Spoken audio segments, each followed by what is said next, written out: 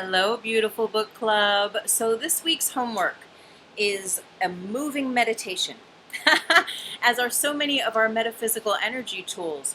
Just learning to embody and to give yourself to those tools that call you as they call you. And again, as I said before, you may get a tap on your shoulder. You might hear the whisper of higher self tapping in and saying, like, here's a good place to run your power integrator. Here's a good place to sign into their keynote. Here's a good place to place love. Here's a good place to sign yourself into zero, etc. And so, from our recent chapter, chapter 18, considering this idea of running your power integrator, which is basically setting alight and into alignment your third chakra, which is the center of your personal power, your willpower, and it is the root of your I am here. It is the embodiment of you at your fullest in relation to the amount of healing work you've done through your first and second chakras, respectively.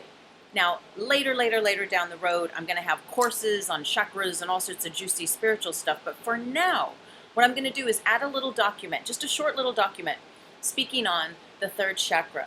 And so you can get a sort of a sense of a reference point for that. So when you're in the world, when you're in a situation, and you feel like you're giving your power away, or you feel powerless, you feel like you would like to embody more of your I am here-ness, more of your courage, of your sense of center in a situation throughout any time or space, you simply speak it unto yourself silently within, I run my power integrator.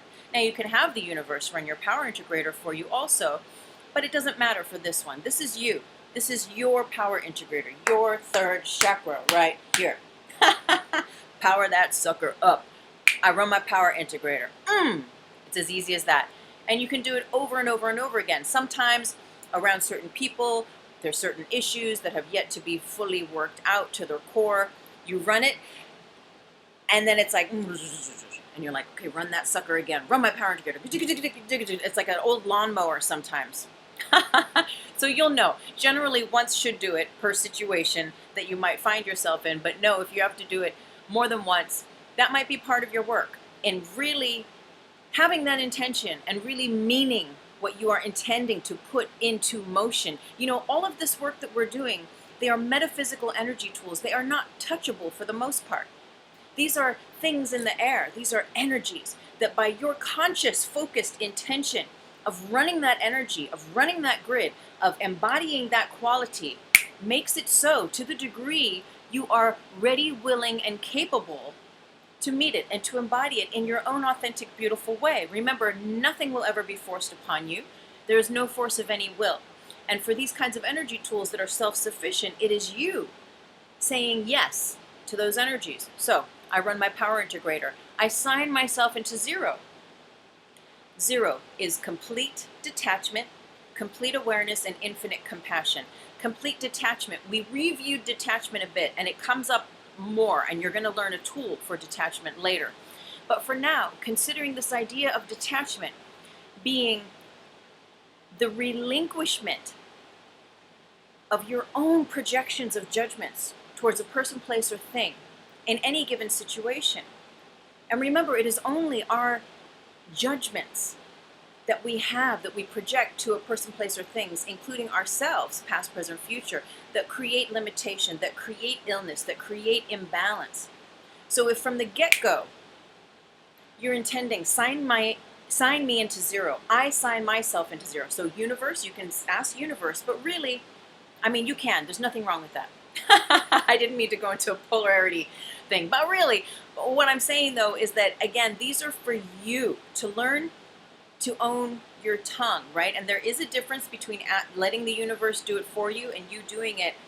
But at this neck of the woods, it's about you mustering up your ability to master up and to recognize where there may be a situation where you can sign yourself into zero. You feel yourself, you hear yourself getting judgy, sending projections, running all sorts of grids and energy towards someone, about something, to yourself about something, which actually energetically cock blocks the divinity, the love and light that you already are.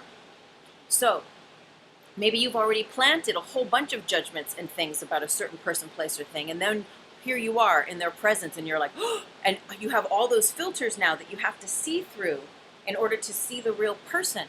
But as you're really, and as you see the real person, there's more of your real person allowed to abide as well.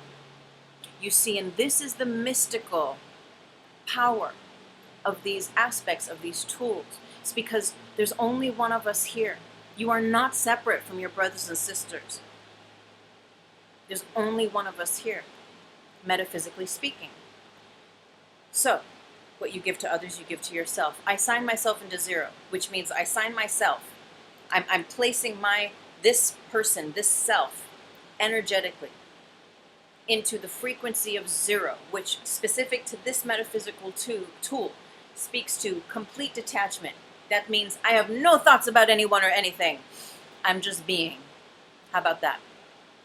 Complete awareness. And in my beingness, I'm allowed to have an expanded sense of my perception, which means I'm receiving in more information about my environment on a non-biased way that allows me to be present in a different way than if I show up with all those judgments, or if I'm there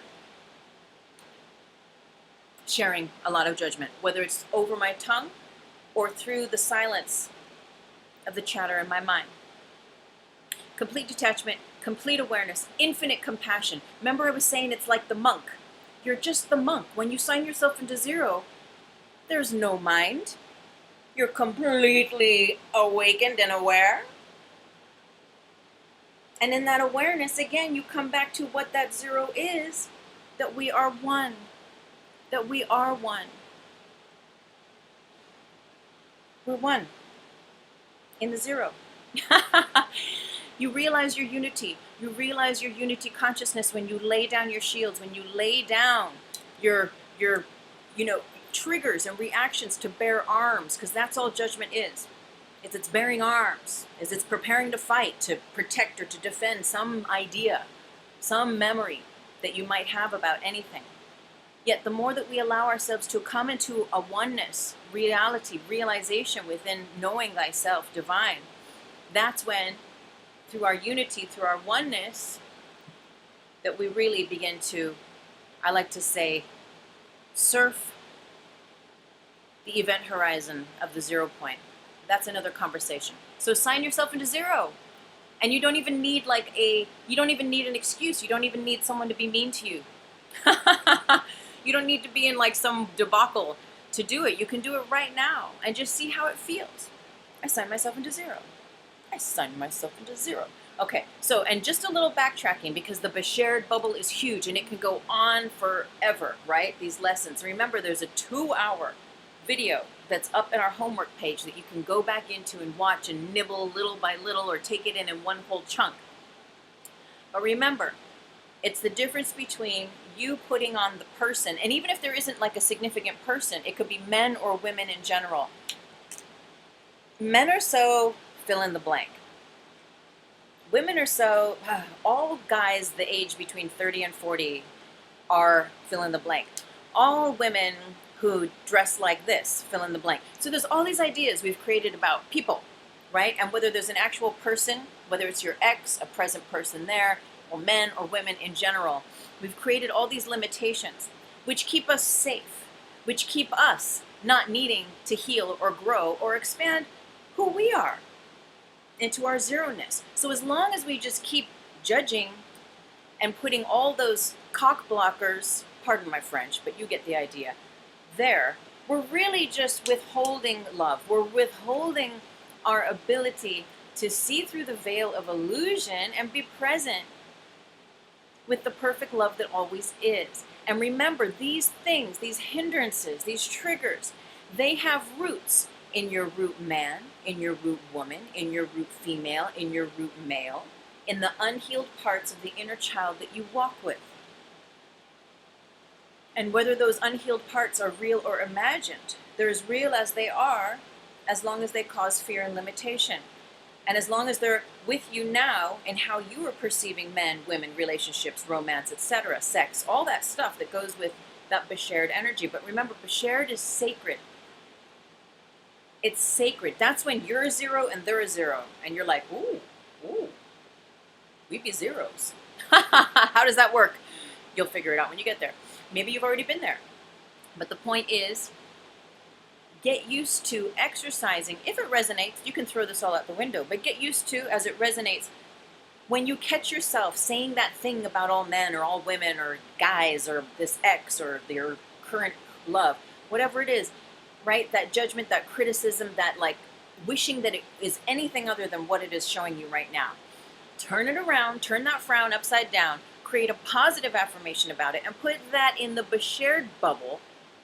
And it could be a new muscle, right? If you're used to just throwing all this stuff out there at all the men, at men in general, at women, at dykes, at queers, at straight people, at trans, at, I don't know, whatever all the things that could be.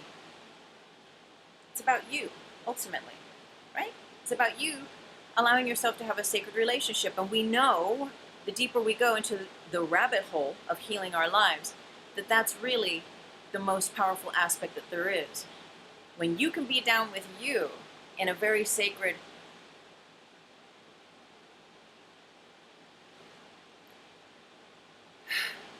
honest way that is completely detached, completely aware, infinitely compassionate, then you start to draw to you those individuals that hold that same frequency, that like frequency. And then the game changes. And I mean the game lightly. I mean, just the way that we show up and the way that things show up for us begins to change. So, the shared bubble. Get used to putting it in the bubble, the shared bubble, and not projecting all your wishes and wants or the failures or why they're bad or why they're wrong into the people, the groups of people. Like, are you adding to that grid and just like making it, sustaining it, really, feeding it? Or are you keeping a sacred space for all the ways that you would generate this bank account in a way for this shared energy, putting what you would value, what you do value, what you can allow for yourself in to these sacred relations that you will have with another into that bubble. Blessings. And I'll see you next week. And remember, check that little document on your third chakra in our homework. Namaste.